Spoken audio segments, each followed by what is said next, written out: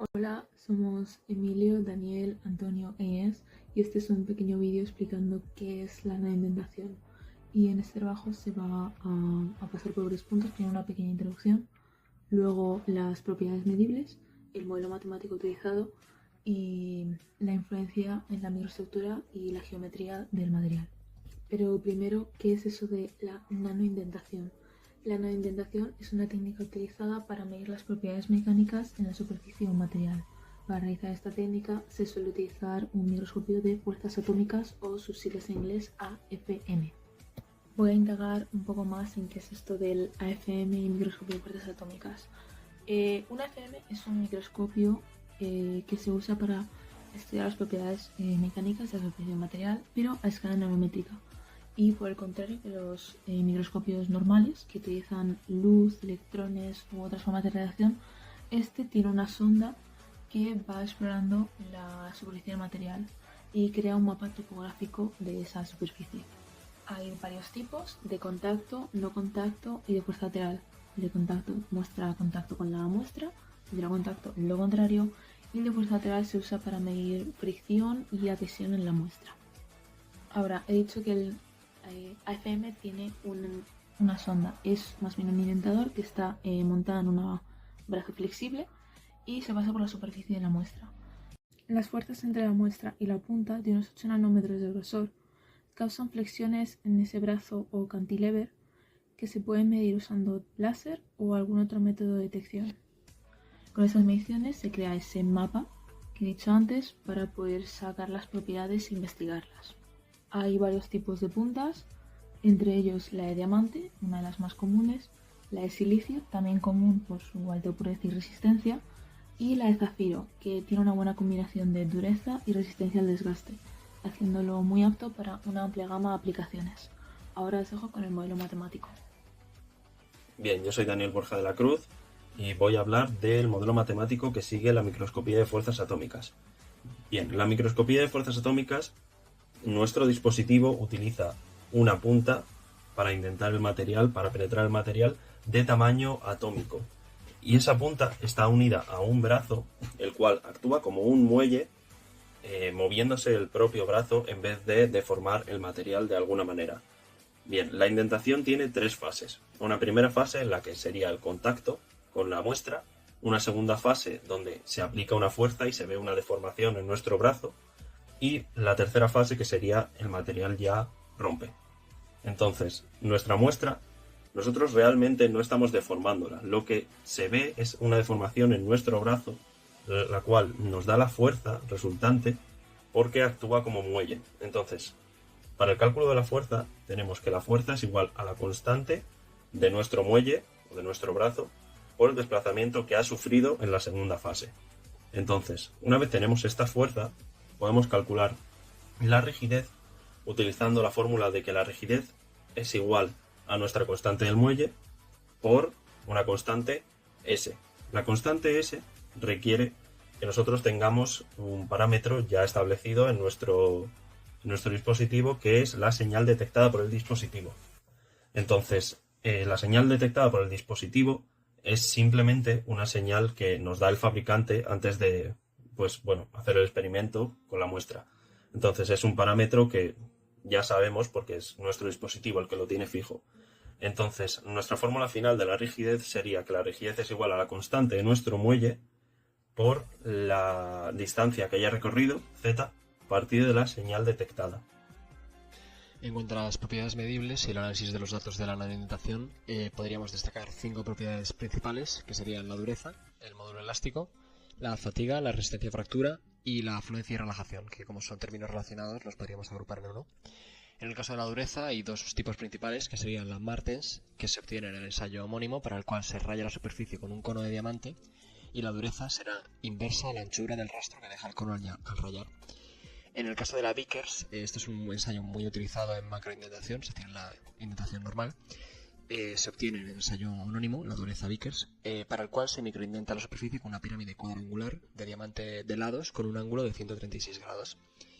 Y la dureza Vickers sería el cociente de la fuerza aplicada entre el área de la huella. En el caso de la nanoindentación se utilizan puntas de Berkovich, que son pirámides que en lugar de tener una base cuadrada tienen una base triangular. con ángulos de 142,3 grados. Esto es así porque es más fácil de limar para la precisión atómica que requieren pues este tipo de aplicaciones, que pues con una cuadrángula sería más complicado de tallar, por así decirlo.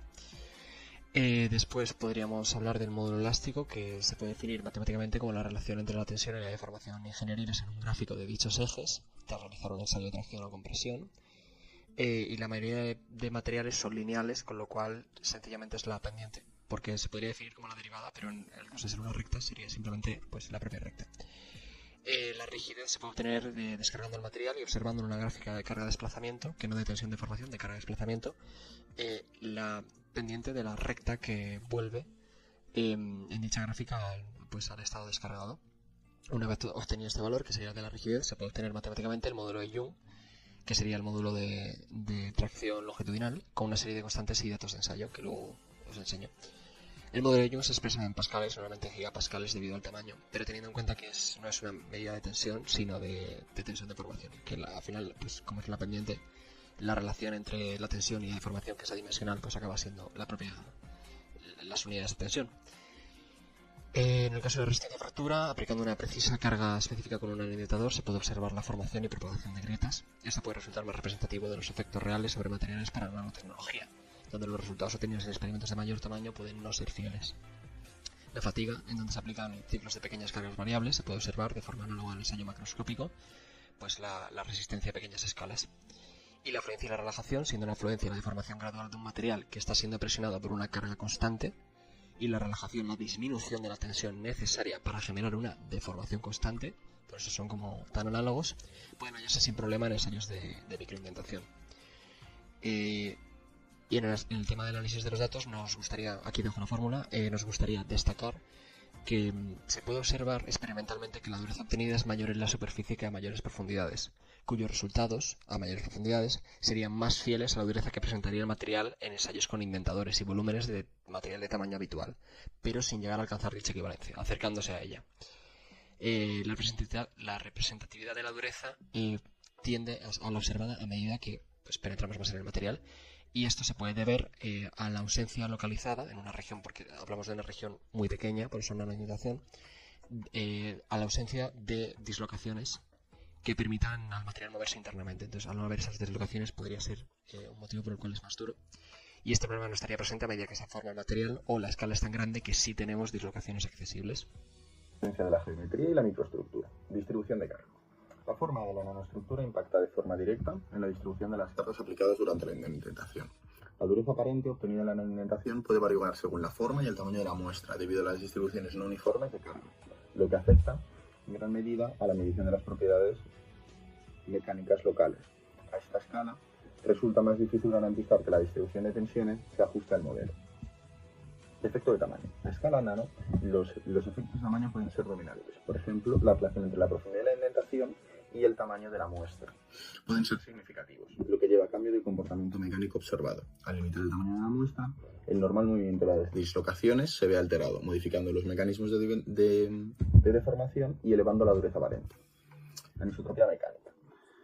La nanoestructura puede exhibir propiedades mecánicas anisótropas, es decir, sus propiedades varían en diferentes direcciones. Esta anisotropía puede surgir debido a la orientación del cristal, la forma o la estructura específica de la nanoestructura, lo que afecta a la respuesta de la carga durante la nanoindentación. Defectos en la estructura. En la nanoestructura, nuestra medición se vuelve mucho más sensibles a las imperfecciones del material, dado que la relación de volumen respecto a la del defecto es mucho mayor, tales como los bordes de grano, las dislocaciones. Estas anomalías de la red alteran los mecanismos de deformación y por consiguiente los datos obtenidos. Acabado superficial. Los efectos de borde y la rugosidad de la superficie también son importantes. La nanoestructura con bordes afilados o esquinas, las propiedades mecánicas se ven alteradas, así como pueden ser la rugosidad. Pueden influir en la respuesta mecánica durante la nanoinundación. Estas tienen una influencia mayor debido a la elevada proporción de área respecto a la de la muestra. Otros factores, como las capas de óxidos superficiales o contaminantes, también pueden distorsionar las propiedades mecánicas.